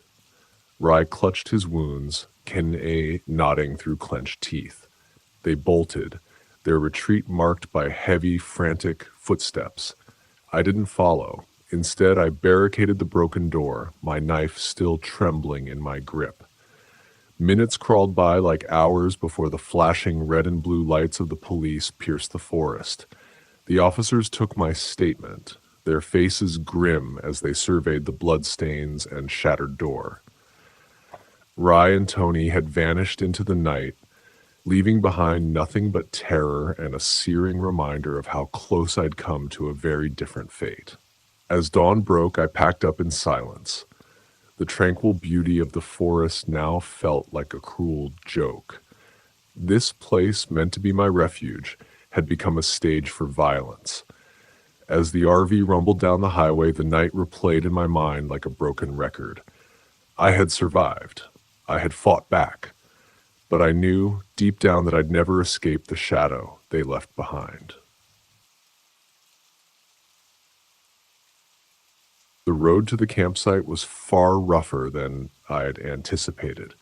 My RV groaned and shuddered as I steered it over the uneven dirt trail. The headlights cut jagged beams through the towering pines of Coconino National Forest, their shadows writhing unnaturally in the encroaching darkness. By the time I arrived, the sky was a deep bruise of indigo, stars pricking through like the faintest pinholes in fabric. I parked in a secluded clearing this far from the designated campgrounds, just as I wanted. Solitude. This was supposed to be my escape, the perfect trip to capture the Milky Way sprawled across the rocky plateaus. But as I stepped out of the RV, a suffocating stillness greeted me. No chirp of crickets, no rustle of leaves, just the occasional groan of the wind through the pines, carrying with it a strange, almost metallic scent. The silence wasn't peaceful. It pressed down on me, heavy and unnatural. I brushed the unease aside and set up my camera. That's when the first anomaly hit. My camera's battery, fully charged that morning, was already draining. Irritated, I swapped it for a spare, my hands trembling slightly in the cool air. As I tightened the tripod's mount, movement caught my eye, a flicker of a shadow where no shadow should have been. "Hello," I called out, my voice hollow in the oppressive stillness. The forest didn't respond. I forced myself to laugh, a dry, brittle sound, and turned back to my equipment. But the laugh died in my throat when a voice, low and steady, came from just behind me. "Nice spot you picked." I spun around, heart hammering. A man stood at the edge of the firelight, his wiry frame cloaked in shadows. He looked to be in his late 40s, his face weathered, his eyes glinting like chips of obsidian. "Didn't mean to scare you," he said, stepping closer. His hands were stuffed casually in the pockets of a faded jacket. "Name's Caleb." I swallowed hard. "Ryan," I managed. "Didn't think anyone else camped this far out," he shrugged. "Not many do. This part of the forest has a reputation." "A reputation?" I echoed, trying to keep my voice steady.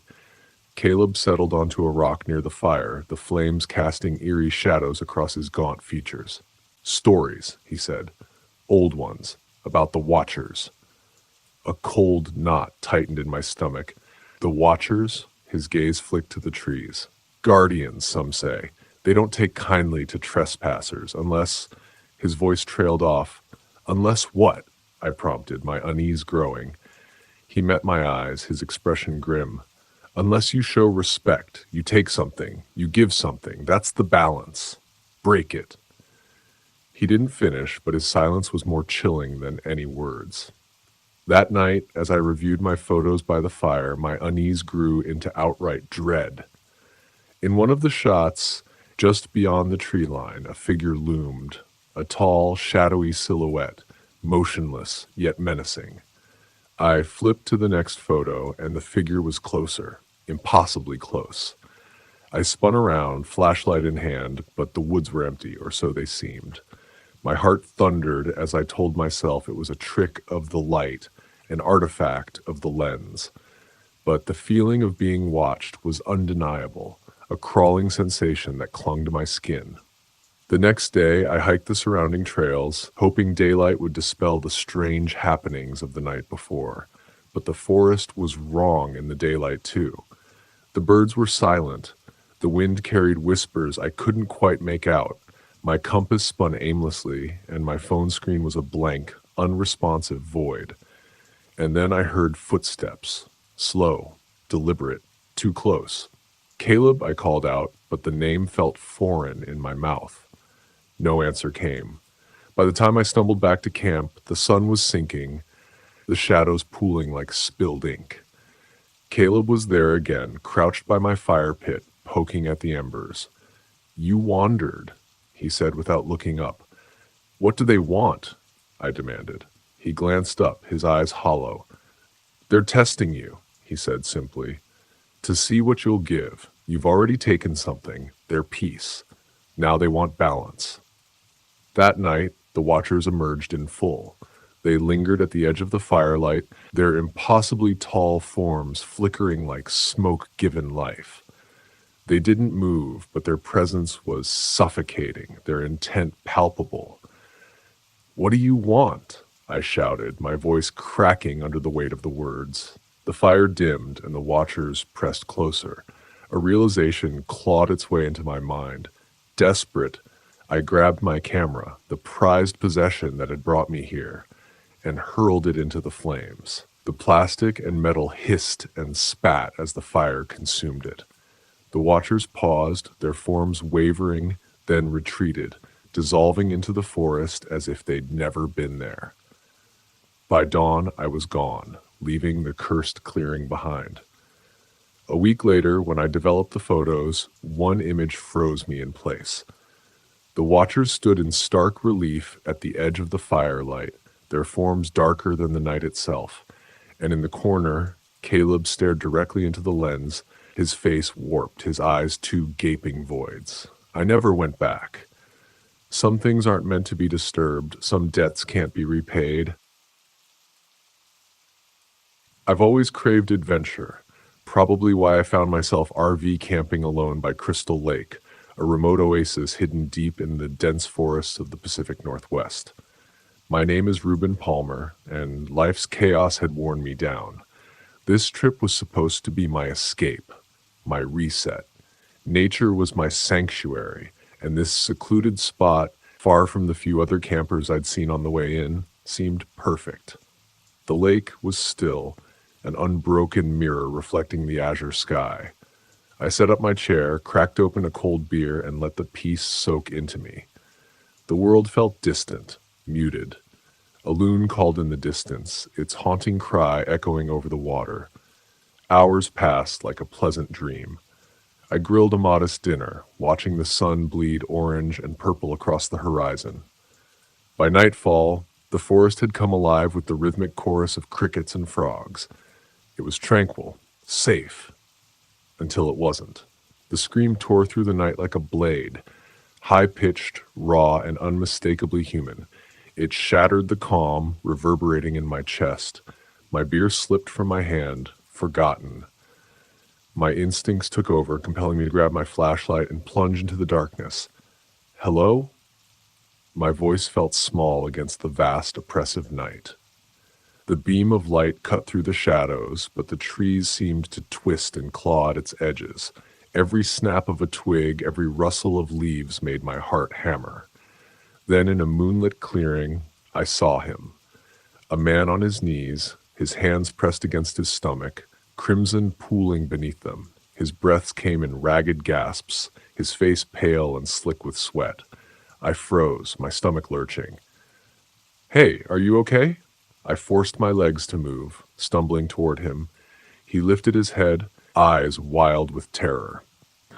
"They're coming?" he choked out before collapsing at my feet. I barely had time to register his words before the sound of footsteps reached me. Not one set, several. Crunching leaves, snapping twigs, closing in. The flashlight's beam wavered as I spun toward the noise. Out of the shadows stepped three figures, their faces obscured by grotesque masks. The knives they carried gleamed, catching the pale light like malevolent stars. "Stay back!" My voice cracked as I shouted. They didn't answer, didn't pause. They moved with purpose, their silence more terrifying than any threat. I bolted. The forest closed in around me as I sprinted, branches clawing at my skin and clothes. The shouts of my pursuers rang in my ears, mingling with the pounding of my heartbeat. I burst out of the woods and reached the RV, fumbling with the keys. My hands trembled so violently it felt like an eternity before the lock clicked. I threw myself inside, slamming the door and locking it behind me. The RV was no fortress. It felt like a coffin. I grabbed my phone and dialed 911. No signal. I cursed, my breath coming in ragged gasps. My eyes darted around the RV. The kitchen knife I'd used earlier caught my eye. I snatched it up, clutching it tightly as I scanned the windows. The tapping started a moment later. First gentle, then louder, as if testing the thin barriers between us. A game. I could hear their muffled laughter. A pane shattered, glass spraying across the floor. One of them reached through, fingers curling around the edge of the door. I didn't think. I fired the flare gun. The flare exploded in a searing burst of light and heat, forcing the figure to recoil with a scream. I didn't wait. I shoved open the opposite door and plunged into the night. My legs burned as I ran, the knife gripped so tightly in my hand that my knuckles ached. Their footsteps thundered behind me, relentless, and their voices grew louder, closer. They were toying with me, like predators savoring their prey.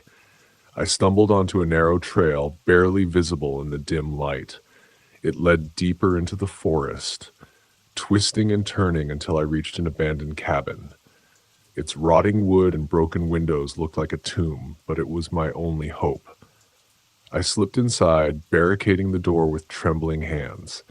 The air inside was damp, the stench of decay choking me. I found a rusty hatchet near the hearth. It wasn't much, but it felt reassuring in my hands. I crouched by the door, every muscle tensed, every breath shallow. Outside, I heard them. Their voices were hushed now, sinister whispers carried on the wind. They were close. The hours dragged on. Every sound, a creak, a rustle, made my pulse spike. My sweat-soaked shirt clung to me, and the dark seemed to press in on all sides. Then, just as the first rays of dawn broke through the trees, I heard the distant wail of sirens. Relief and terror mixed as I realized someone had called for help. I stayed hidden until the voices outside changed. The hunters were gone, replaced by the reassuring shouts of police officers combing the area. Only then did I stagger out of the cabin, clutching the hatchet like a lifeline. The man from the clearing had survived. Barely. The police found no trace of the masked figures, their existence swallowed by the forest. I left Crystal Lake that day, vowing never to return. But even as I drove away, the memory clung to me like a stain. I couldn't shake the feeling that somewhere in those endless woods, they were still watching, waiting for someone else to wander too far from safety. It was supposed to be a break from the suffocating grind of city life, a weekend of solitude, just me and my RV, nestled in the remote edges of Grand Teton National Park. The air was crisp, the sky a tapestry of stars, and the whisper of the woods felt like a lullaby meant only for me. My name is Nolan Drayton, and the wilderness has always been my sanctuary, a place to reset, to breathe. I had parked in a secluded clearing, surrounded by towering pines and firs with a stream murmuring nearby. The silence was a balm, broken only by the crackle of the campfire I'd built. The first day passed in a haze of hikes, fishing, and relishing the absence of human noise. By the time night fell, I was cocooned in a serenity so profound it felt almost sacred. But the forest has its own rules, its own shadows, and I had no idea I was trespassing. The twigs snapped behind me just as I was savoring the warmth of the fire. At first, I dismissed it. A deer, perhaps, or a raccoon curious about the intruder. But then came another snap, closer this time, and another. I turned, flashlight in hand, the beam slicing into the black. Nothing, just trees and the dark, waiting. An unease coiled in my chest, tightening with every rustle and crackle beyond the firelight. I smothered the flames and retreated to the RV, locking the door with a shaky hand. I double-checked every window, every latch, feeling the weight of the silence pressing in from all sides. The hours stretched. Every creak of the RV, every whisper of wind outside became a harbinger of something unseen. I had just started to drift into a fitful sleep when it began. A low, guttural breathing outside, impossibly close. It wasn't the heavy panting of an animal. It was deliberate, human. I froze, every nerve screaming as I strained to listen. The breathing stopped, replaced by a deafening silence. I was just beginning to believe it was my imagination when a violent bang reverberated through the RV, shaking the walls. I fumbled for the flashlight, sweeping it across the window. My pale, terrified reflection stared back at me. No movement, no sign of life. The logical part of me screamed to stay put, to ride out the night, but the primal instinct to confront whatever was out there won. I armed myself with the hunting knife I always carried and stepped into the freezing dark. My flashlight's beam danced through the trees, illuminating nothing but shadows that seemed to mock me. Need some help? The voice came from nowhere, jagged and cold. I spun, the light finding a figure just beyond its reach. He stood motionless, a tangle of wild hair and ragged clothes that looked as if they'd been dragged through hell. His eyes gleamed, feral and hollow. "Who are you?" my voice cracked. "Just passing through," he said, his smile as crooked as his stance. He stepped closer, his movements slow and deliberate. "Saw your fire. Thought I'd say hello. Why were you banging on my RV?" "Wasn't me," he said, his tone dripping with amusement. "These woods, they play tricks on you." The way he stared made my skin crawl, as if he could see right through me. "You need to leave," I said, the knife trembling in my grip. He tilted his head, studying me like a predator sizing up prey. "All right, then. Guess I'll be on my way." He turned and melted into the darkness, but I didn't move until the cold bit through my skin. Back in the RV, I locked the door and sat in the driver's seat, gripping the knife so tightly my knuckles ached. The hours dragged, my nerves fraying with every minute. Just as dawn teased the horizon, I let myself relax, if only for a moment. That's when his face appeared in the window. His eyes were wide and unhinged, his grin a grotesque rictus of madness. Before I could react, he smashed the glass with a rock, his arm reaching in, clawing for the lock. I slashed at him, the blade biting into his flesh. He howled, a guttural, inhuman sound, and stumbled back into the night. I didn't wait. Blood pounding in my ears, I started the RV and slammed on the gas, tearing through the narrow, twisting roads without a second glance. Hours later, I stumbled into a police station, trembling and clutching the bloodied knife. The officers listened with skepticism until they saw the shattered glass and the gash on my hand. They searched the area and found signs of him. Blood smears on the ground, the rock he used to break the window, but no body. Weeks later, they called with grim news. His remains were found deep in the woods, his body torn apart by an animal, or so they said. But I've seen predators before, and what they described didn't fit. Back in the city, I tried to move on, but the nightmares never left. His face at the window, his voice in the darkness, and the question that haunts me most, was he ever really gone? The desert at night was supposed to be my sanctuary, a vast black canvas studded with stars, infinite and unyielding. That's why I parked my RV at the edge of Black Horizon Canyon. The silence and isolation promised clarity, a chance to quiet the memories of fire and screaming metal that haunted my nights.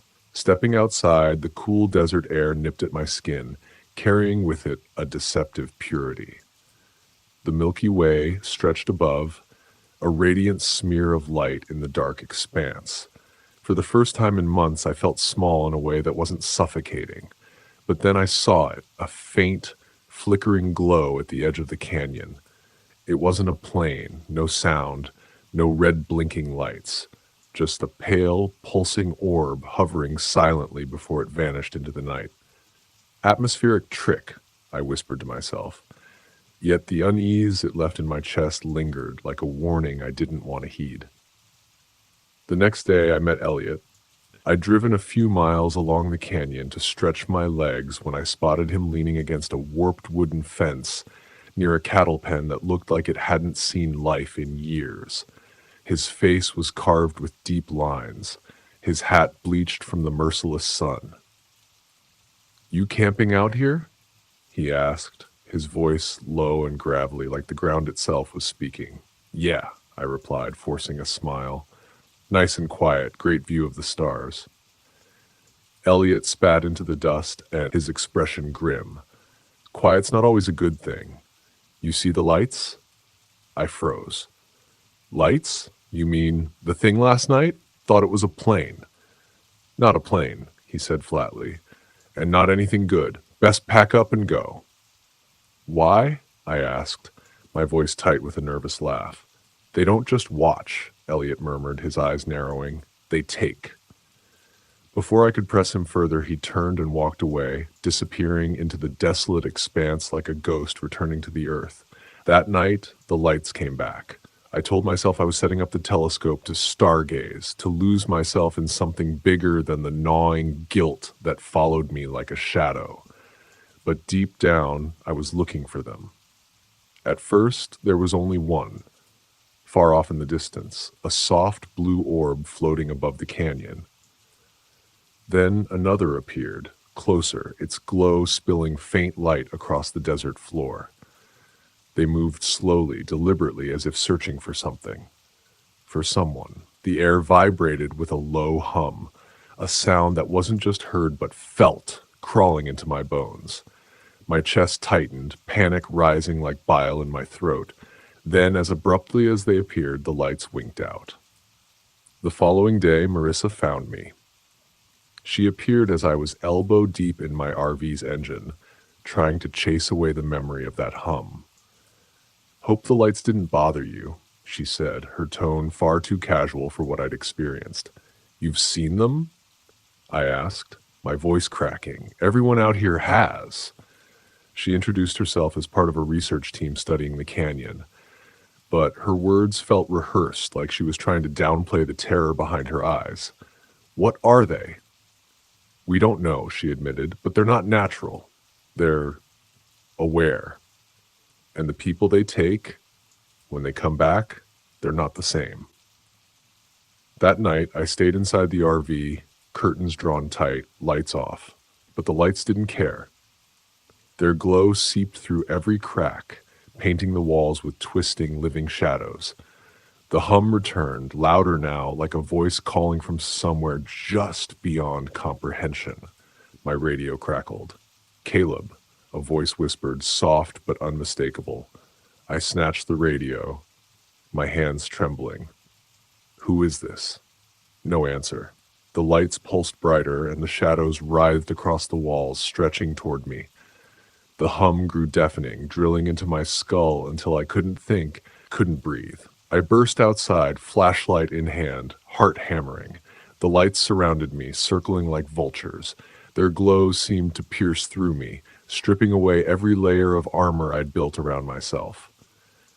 "You couldn't save them," a voice hissed, low and accusatory. I whipped around, but there was no one there, only the lights, pulsing brighter, closer. By morning, I was ready to leave, but the RV wouldn't start. The engine was dead, as though the desert itself had decided I wasn't going anywhere. Marissa appeared, her face pale, her hands trembling. "They're getting stronger," she said. "The more you resist, the more they feed." "Feed on what?" "Your fear, your guilt, whatever's weighing you down. They use it against you." Her words sliced through me. The crash, the screams, the faces of my squadron, things I'd buried deep, hoping they'd never surface again. "They won't stop," Marissa said. "Not until you let go." We hiked toward an ancient site of petroglyphs etched into the canyon's rock. The carvings depicted figures reaching toward glowing orbs in the sky, their faces twisted in terror. At the center of the petroglyphs was a large circular symbol, It seemed alive, its grooves pulsing faintly like a beating heart. "This is where they come from," Marissa whispered. "I think it's an anchor." Before I could respond, the lights returned, descending upon us in a storm of blinding brilliance. Their hum rose into a deafening roar, shaking the earth beneath us. The shadows of the carvings came alive, their forms twisting into grotesque shapes that reached for us. "They want you," Marissa screamed. "You have to let go." "Let go of what?" I yelled, panic choking my voice. "Your guilt. It's their fuel." The lights descended, pulling at me with an invisible force. Memories flooded my mind, fire, wreckage, the screams of my squadron as I failed to save them. I couldn't breathe. With a desperate cry, I grabbed a rock and swung it at the central petroglyph. The symbol shattered, and the lights exploded in a cascade of furious brilliance. Their hum became an agonized wail as they shot into the sky, vanishing into the void. The shadows stilled. The canyon fell silent. The RV started on the first try. As I drove away, Marissa's words echoed in my mind. "You're free now. Don't waste it." In the rearview mirror, the canyon seemed peaceful, empty.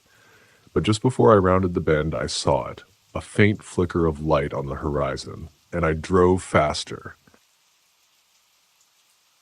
My RV trip to the Grand Canyon was supposed to be a peaceful retreat, an escape from the relentless grind of work and the chaos of family life. When my friend Marvin proposed taking his new RV on a trip, I leapt at the chance. Marvin's adventurous spirit always had a way of lightening my burdens, and the idea of disappearing into the wilderness for a few days was irresistible. Marvin arrived at dawn, his RV gleaming like a promise of freedom. It was fully stocked, fishing gear, a portable grill, enough food to last weeks, and, of course, plenty of beer. Marvin even brought along his shotgun, just in case. The precaution felt excessive, but Marvin's reassuring grin dismissed my concerns. We reached the Grand Canyon by midday, the sprawling expanse of jagged cliffs and shadowed ravines stealing my breath. We parked in a secluded spot far from the throngs of tourists. It was perfect, quiet, serene, and utterly isolating. The first day passed uneventfully, filled with laughter, hikes, and a riverside barbecue. As the sun sank, painting the canyon in hues of fire, I felt a rare calm settle over me. For the first time in months, I let my guard down. The next morning, Marvin proposed an adventure. He had discovered a marked trail on an old map leading to an abandoned mining site deep within the canyon. The promise of hidden history intrigued us both. We packed the essentials, water, snacks, and flashlights, and began our descent. The trail was narrow and treacherous, with sharp drops that dared us to misstep. Marvin, always ahead, seemed unfazed, his boundless energy propelling him forward. The air was cool, the silence of the canyon broken only by the crunch of gravel underfoot. After hours of winding paths, we reached the site. The place was a ghostly relic of another era. Rusted machinery lay scattered like forgotten memories, and skeletal structures loomed against the canyon walls. Marvin explored with childlike enthusiasm, snapping photos and peering into broken-down shacks. I wandered away, my flashlight catching the glint of a small cave entrance hidden behind a cluster of rocks. "Marvin, come look at this," I called, shining the light into the cave. The beam illuminated a tunnel that seemed to stretch endlessly into the earth. Marvin was beside me in an instant, his excitement infectious. "Let's go in," he said, already stepping forward. I hesitated, a primal unease prickling my skin. "Are you sure? It might not be stable." Marvin grinned. "What's life without a little risk? Besides, we've got flashlights. What's the worst that could happen?" Against my better judgment, I followed. The tunnel was damp and suffocating, the air heavy with the scent of earth and decay. We moved cautiously, the beams of our flashlights casting eerie shadows on the walls. Minutes stretched into eternity as the tunnel branched into a fork.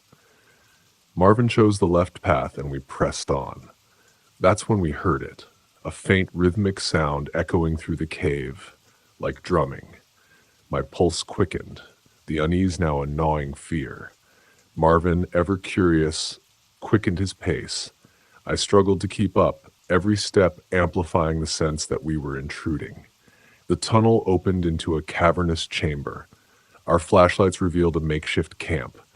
Tattered blankets, rusted cans, and a fire pit long cold. At the far end of the chamber stood a figure, half hidden in the shadows. "Who's there?" Marvin called, his voice reverberating off the walls. The figure stepped forward. He was gaunt, his clothes tattered, and his eyes glinted with a manic energy. A slow, unsettling smile spread across his face. "Welcome," he rasped, his voice cracked and hollow. "I've been expecting you." Marvin and I exchanged a glance, confusion giving way to dread. "Who are you?" Marvin asked, taking a cautious step back. The man ignored the question, his smile stretching impossibly wide. "You shouldn't have come here," he whispered, his tone gleeful. "Now you can't leave." Before we could react, he lunged at Marvin, a rusty knife gleaming in his hand. Marvin dodged, narrowly avoiding the blade, and reached for his shotgun.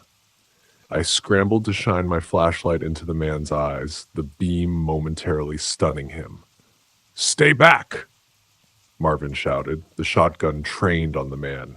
The man froze, but his grin remained. "You think that will save you?" he hissed. "This place, it doesn't let anyone leave." The cavern seemed to close in, the air growing colder. I noticed the dark stains on the walls, the scattered bones half buried in the dirt. This wasn't just an abandoned site. It was a graveyard. "We need to go," I whispered, panic seizing me. Marvin nodded, his eyes never leaving the man as we edged toward the tunnel. The man didn't follow, but began to laugh, a sound that echoed unnaturally, as though the cave itself was mocking us. We ran blindly through the labyrinthine tunnels, the walls seeming to shift and press closer. The faint laughter followed us, a phantom that refused to be left behind. When we finally burst into the daylight, the sun felt like salvation. But we didn't stop running until we reached the RV. Inside, we locked the doors and collapsed, gasping for air. The silence was deafening, the horror of what we'd witnessed too immense for words. "What the hell was that?" I finally managed, my voice trembling. "I don't know," Marvin whispered, his face pale. "But we're not staying to find out." We left the Grand Canyon behind, the winding roads a blur. Neither of us spoke on the drive back, the memories too raw, too vivid. Even now, months later, the man's words haunt me. They found nothing, no camp, no man, just the endless, indifferent expanse of the canyon. But I can't forget the dark stains, the bones, the laughter that chased us through the tunnels. The Grand Canyon holds secrets, secrets that should never be disturbed, and some of us are lucky to escape its grasp.